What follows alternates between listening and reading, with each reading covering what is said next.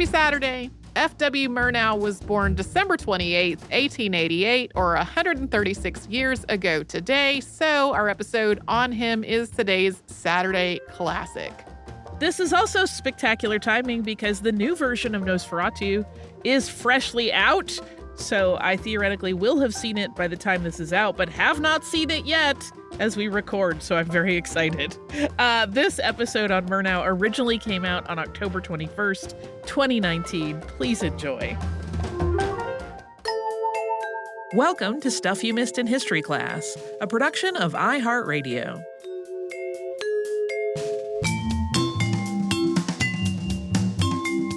Hello and welcome to the podcast. I'm Holly Fry. And I'm Tracy V. Wilson. Hey, Tracy, it's October. I know, it's kind of like the middle-ish of October at this point.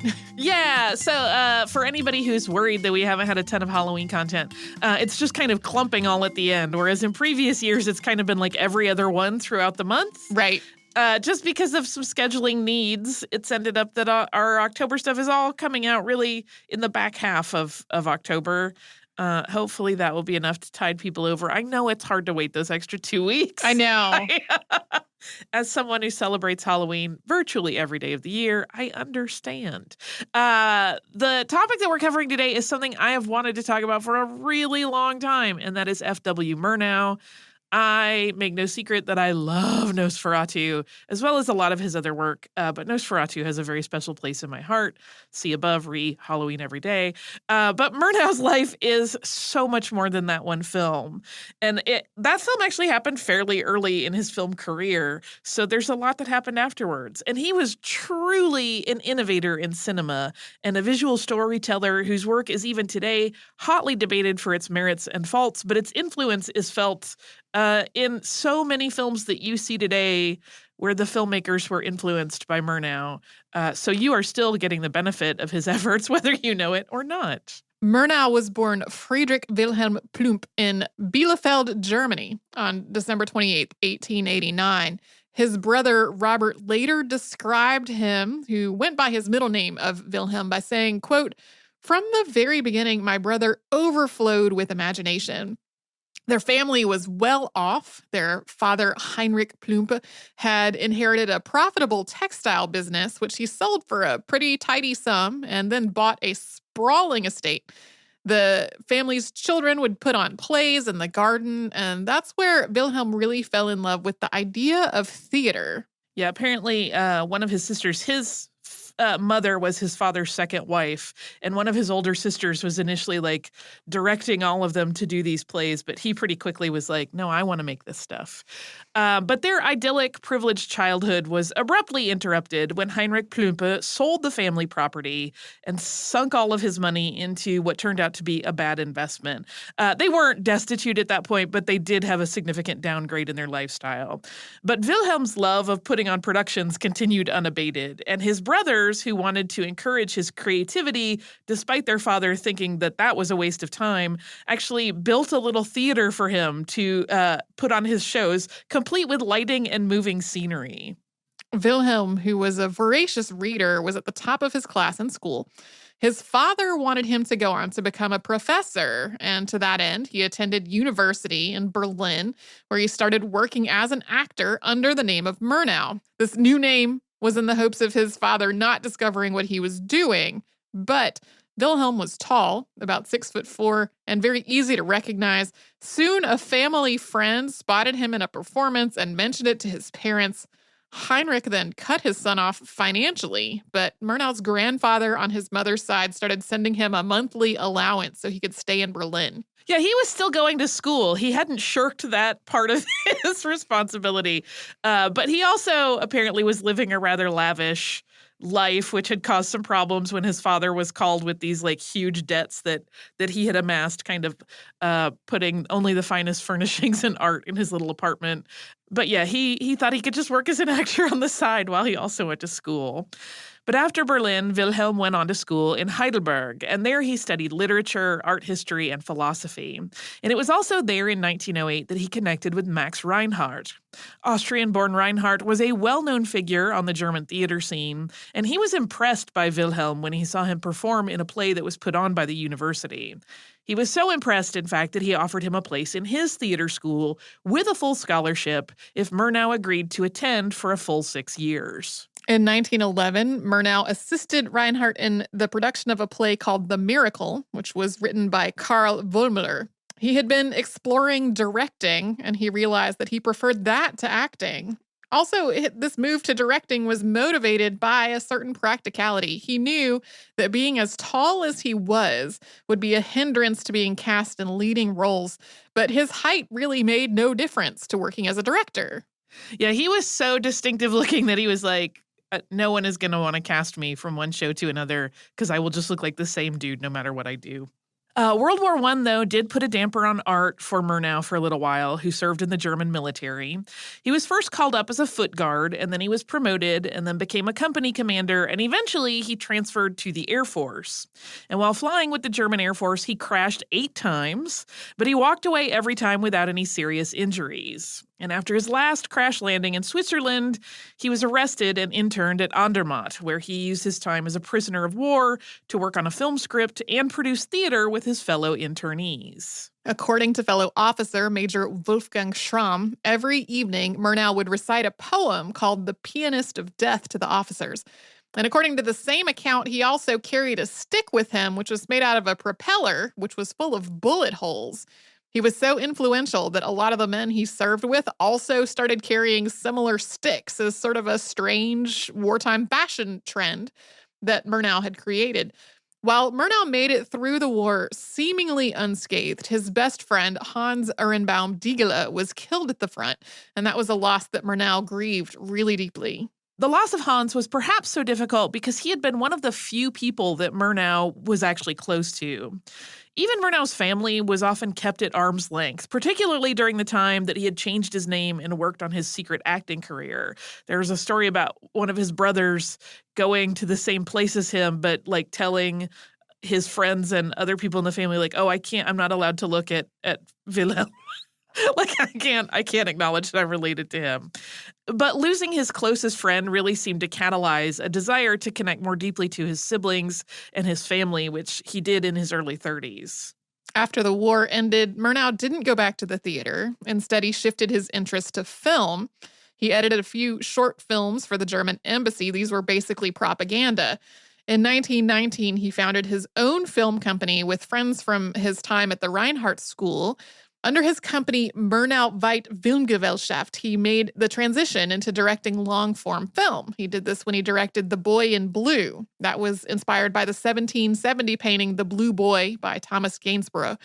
A copy of the painting appears in the film, but the face in the original was replaced with the face of the main character. In 1920, his story overlaps with a previous podcast subject, Bela Lugosi. Murnau directed Lugosi in an adaptation of the Dr. Jekyll and Mr. Hyde story that was originally published in 1886. Murnau's version, which was titled Janus Faced, was a critical success, although, like a lot of his work, modern audiences have no access to it as it has been lost. Almost half of his films were lost over the years. Murnau's work in 1922 is what has truly endured, though, and that's what's given the director his longevity as a person of interest among horror fans, especially. It was then that he directed the cult classic Nosferatu. Even if you don't know the film, odds are that you have seen images from it. Count Orlok, who's the vampire at the center of the plot, is just an unmistakable figure. This is when I'm going to confess to Holly that I've never seen this film all the way through, but I immediately can call what Count Orlok looks like to mind, and how he moves, all of that. I want to mime a big dramatic throwing of things across the room, but I'll forgive you. Yeah. You're missing out, though. I know. There's just so much media to consume. Count Orlok is tall and thin with large pointy ears, heavy eyebrows, and long pointy front teeth. And he's one of cinema's oldest and most iconic villains and serves as sort of a shorthand for a vampire now. And coming up, we'll talk about some of the rumors around the making of Nosferatu. But first, we're going to pause for a word from one of our sponsors.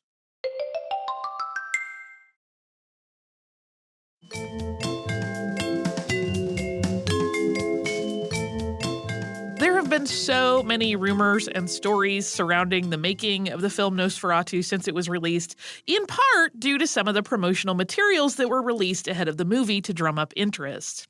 The magazine Bühne und Film put out an issue just before the film came out in 1922 that featured a story told by production designer Albin Grau, in which Grau claims that during the war he met a Serbian man who claimed that his father had died without receiving the holy sacraments and then wandered their village in vampire form.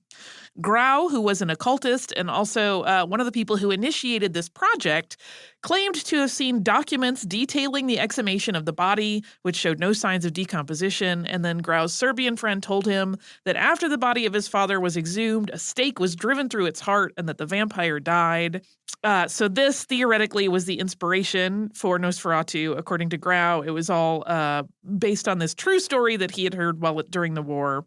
And he claimed that Nosferatu was the Serbian word for vampire. Although the true etymology of that word is a lot hazier than that. There's no exact known origin point. Nosferatu continues to have its own mythos.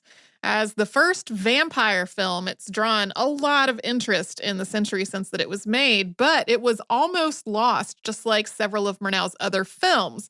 That's because the story is a loose adaptation of Bram Stoker's Dracula, and it was made without the rights to that story, something that is a non-issue now because it's so old, but was an issue at that time.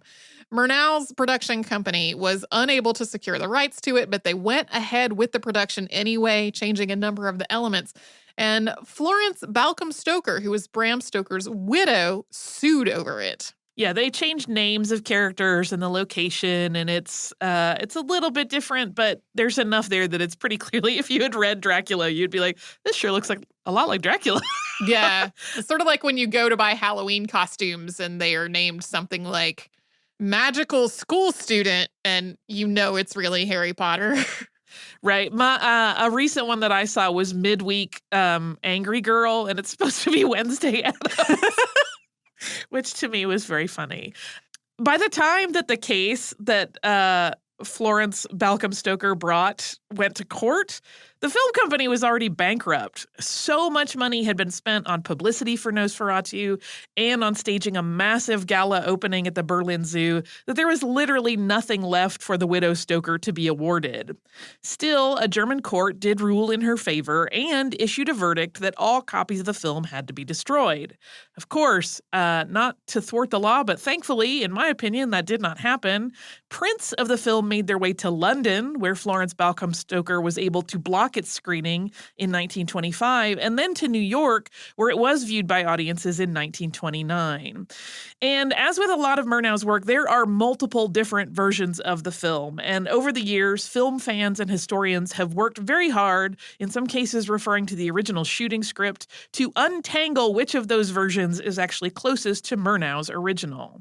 As an aside, the film Shadow of the Vampire, which unlike Nosferatu I have seen, stars Willem Dafoe as actor Max Schreck, who brought Count Orlok to life. It's a really fun movie, and it plays on the long-running rumor that Schreck actually did practice vampirism during the filming of Nosferatu. But to be clear, that is fiction. Murnau is portrayed by John Malkovich in a manner that suggests that the director was just a driven auteur who only cared about capturing what he saw as his vision without being concerned about anything or anybody else.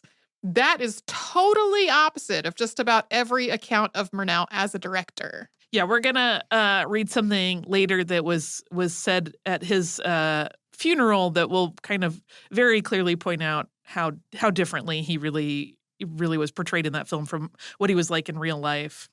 And while Nosferatu is probably the film he's most famous for today, at least in sort of general audience circles, I think if you get into cinephile circles, others come up pretty quickly. But Murnau went on, as we said at the beginning, to direct plenty of other films, and it was really those films that put him on the map as a director of note with his contemporaries in Germany. In 1924, Der letzte Mann was released, and it was a breakthrough moment in narrative cinema. While the title translates directly to The Last Man, in its English language release, it was titled The Last Laugh.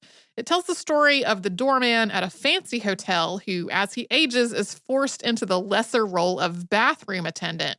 This transition is significant and difficult for the main character because his identity is totally tied up in his work as a doorman, and this emotional fall mirrors the fall in his status as a staff member in the hotel.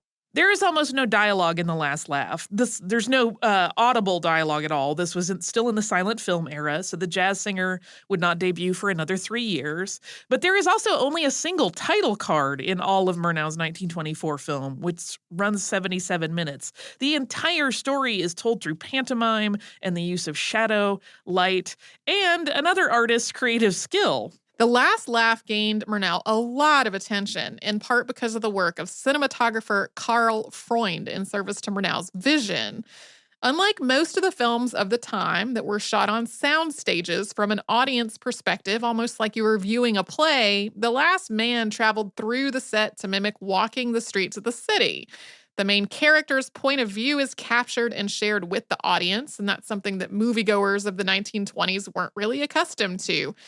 Today, there are dollies and rigs that are specifically made to make the cameras agile, but Freund had to really improvise to find ways to get his shots and to meet Murnau's demands because Murnau really felt like the film needed to be more dynamic. Yeah, Freund did everything from attaching cameras to bicycles to strapping a camera to his waist. And for one scene, he wore the camera on his waist and he crossed the set wearing a pair of roller skates with the camera rolling to create the illusion of drunkenness for the audience.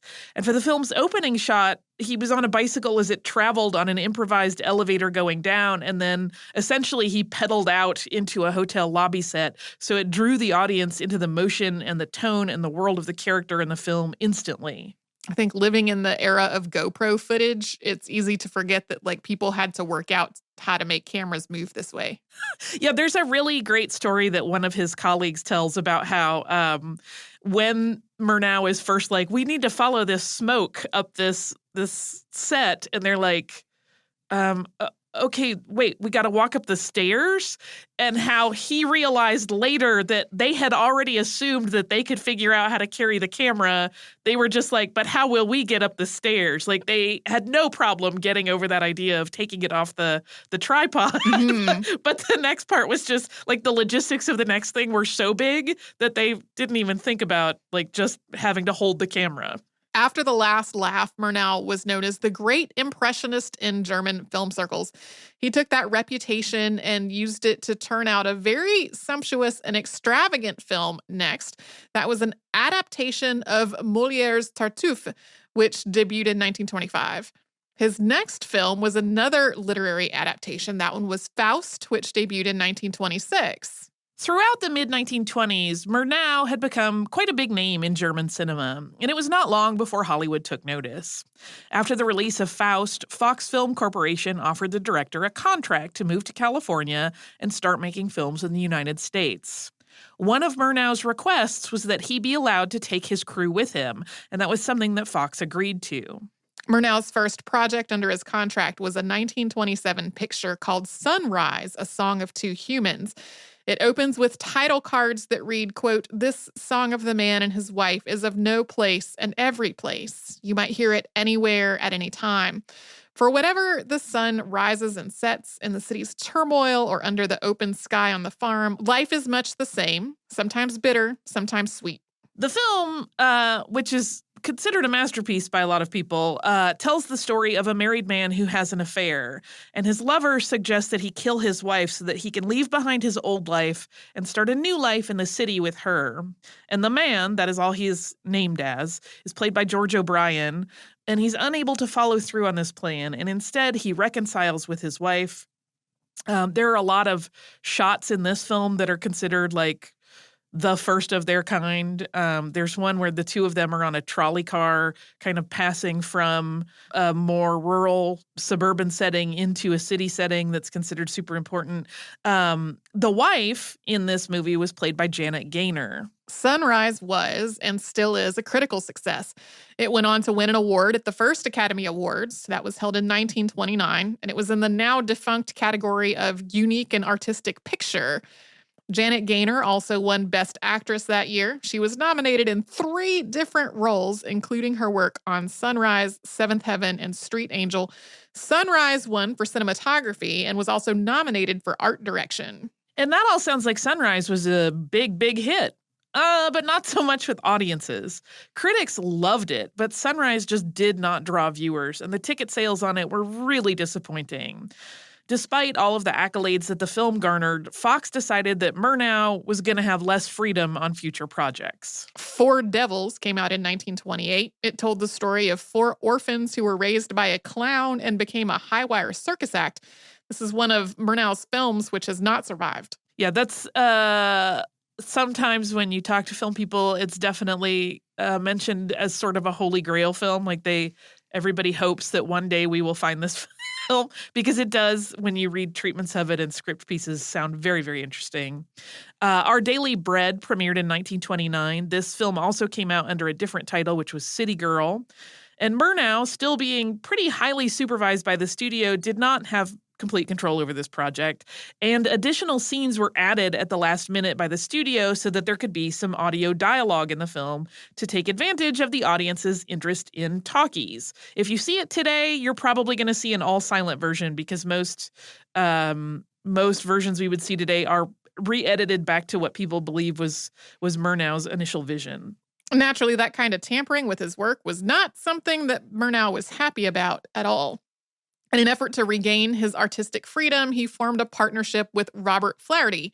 The two combined their efforts to start their own production company, but this was kind of an odd pairing. Murnau was known for his fictional work, and that was where his heart really was as a filmmaker, but Flaherty, on the other hand, was a documentarian, so working on films together put them at odds. And we're going to talk about the project that Murnau and Flaherty took on as their first collaboration in just a moment. But first, we're going to hear from one of the sponsors that keeps Stuff You Missed in History Class going.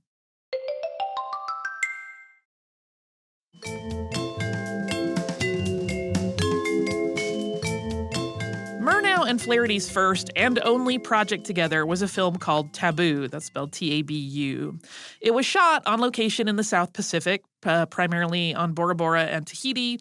But whereas Flaherty thought that they were making a documentary about Polynesian culture, Murnau saw the documentary aspects of the production as a backdrop for a fictional story that he wanted to tell.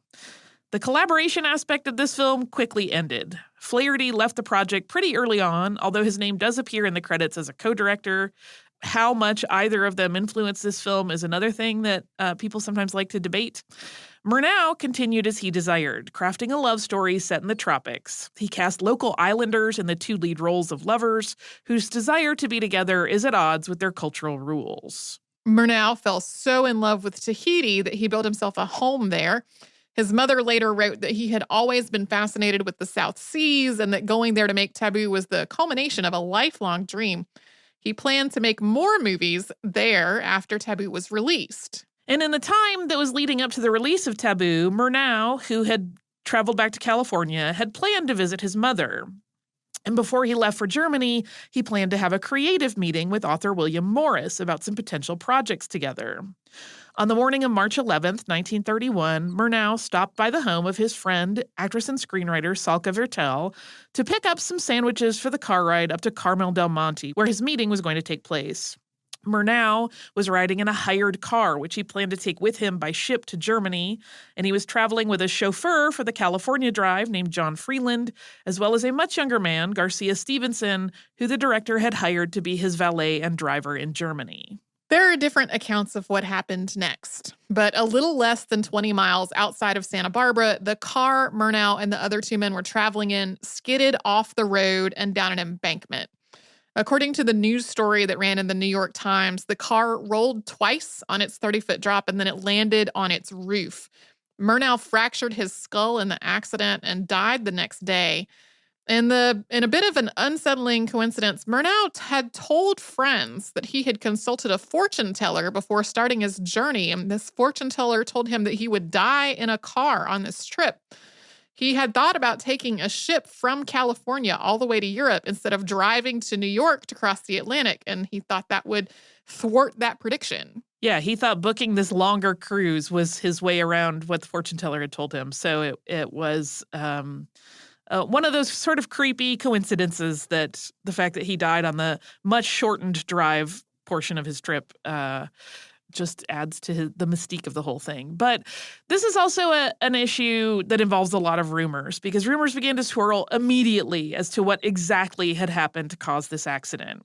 And there are multiple different accounts, some by his friend Salka Vertel, one by a man who was in a car behind him.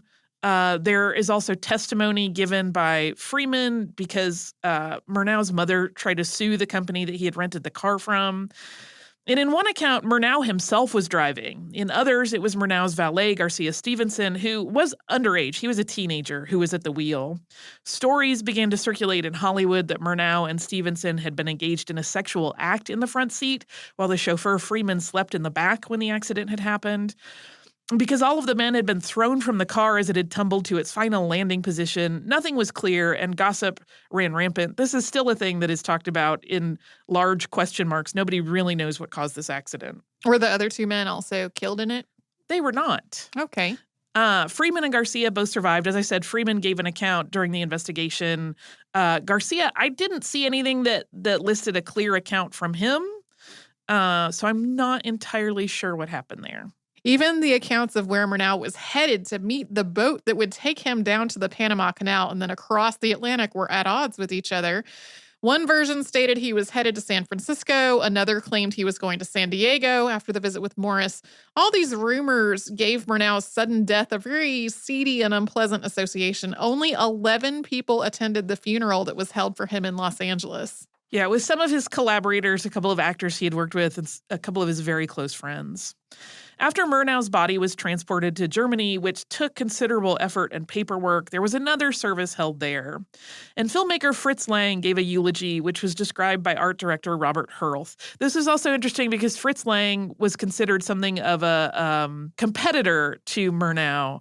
But according to Hurlth, quote, Fritz, described Murnau striding into the studio, always good-tempered, smiling affably, able by his mere presence to kindle enthusiasm. He seemed like some great aristocrat, interesting himself in the cinema, partly out of curiosity and partly by way of amusement, which was, in fact, what a lot of people believed. In reality, he was a tireless and thorough worker. Behind his gaiety was an indefatigable energy that was nonetheless there because he liked to hide it. Taboo was released on schedule just a week after Murnau's death. It wasn't a box office success. Murnau was finally buried in Stahnsdorf Cemetery outside of Berlin. Even the burial became a source of gossip as stories started to circulate that the director's coffin was unburied in a cellar because there wasn't any money to have it interred. A German film periodical published a counter to that rumor, stating that the delay in putting Murnau's coffin in the ground was because of the chapel not being completed. After Murnau's sudden death, his family came to know a whole new side of the director. His brother, Robert, traveled to Tahiti to deal with Murnau's property and his business there. And in Robert's account, he said that when he arrived at the port, the locals essentially ignored him, which was a stark contrast to the warm greeting that all of the other disembarking travelers had received. Allegedly, the home that Murnau had built there was on the sacred soil of ancient temples, something that he had been warned would bring him misfortune. And in his brother Robert's explanation, the locals believed that Murnau had brought his death upon himself and viewed anyone associated with him as carrying the curse as well. Eventually, Robert said that he was able to win over the people of Tahiti and that they confided in him that they had really loved his brother. Whether that is true or not, we do not know. Robert definitely made an effort to present sort of a whitewashed version of Murnau after his death. For example, there had been a lot of rumors and a lot of discussion that he had been a homosexual. There's some theories that that's why he was so eager to take the job in Hollywood. It was going to be a less restrictive culture than it was in Germany at the time. Robert vehemently denied that anything of the type could happen. This is sort of the trick with Murnau, is that there are a lot of people involved with a stake in his story that want to tell it very different ways and paint him very differently. Yeah, you'll see him on a lot of lists of like early gay film pioneers and that type of stuff. Like those types of more celebratory lists. But then there's other, like this whole story of potentially building a house on a sacred site, like that has its own connotations. Yes, for sure. And it's one of those tricky things. We talk about it on the show a lot when someone is not maybe publicly out as homosexual. On the one hand, they are entitled to their own privacy even after death. On the other, I understand the desire for representation and for people to be able to see that this has always been part of our history. Mm-hmm. And in Murnau's case, like I said, it's tricky because different people involved in his life tell his story very, very differently. Yeah. So there is certainly some degree of evidence to suggest that he was in fact homosexual, but in the very protected enclave of Hollywood. So and also a place where there were lots of rumors. Yeah. I feel like we've talked about other figures whose relationships are a lot more clear. And even if they were living in a time before that was such a clearly established identity in the way that it is today, like we had more documentation of their relationships and what their life was like than this particular aspect of his life. Yeah. In 1966, the F.W. Murnau Foundation was established to preserve Germany's film history. This foundation maintains and evaluates and manages German films, quote, for the promotion of German film culture and film art. Yeah, they also do a lot of work to contextualize, for example, films that were made during the Third Reich, and just kind of trace how film has developed in Germany over the years. And in a final chapter that makes Murnau the perfect subject for one of our October episodes, he became a headline again in 2015. As Murnau's work, and particularly Nosferatu, had gained a cult following in the second half of the 20th century, his tomb began to be not just visited, but broken into. Then in July of 2015, the coffin was found opened and Murnau's skull was gone. Who stole it remains a mystery. There was candle wax left at the scene, which led authorities to speculate that it might have been, quote, some sort of occult practice. I can think of various non-occult reasons for there to have been candle wax there, but regardless, the skull remains at large. Yeah, we don't know where it is. And his tomb, the cemetery that he was buried in is in a forest outside of Berlin. He is buried between two family members, his brother and his father. And it's one of those places where a lot of notable people in German history have been buried. And it's considered really a huge cultural loss that his tomb and his burial place was desecrated in this way. We have no idea where that skull is. Maybe someday someone will come forward with it, or a family member will pass and they will discover that they were hiding it all along. We don't know. Yeah. Maybe it will be found with his films. We can only hope. That's clearly jesting on my part.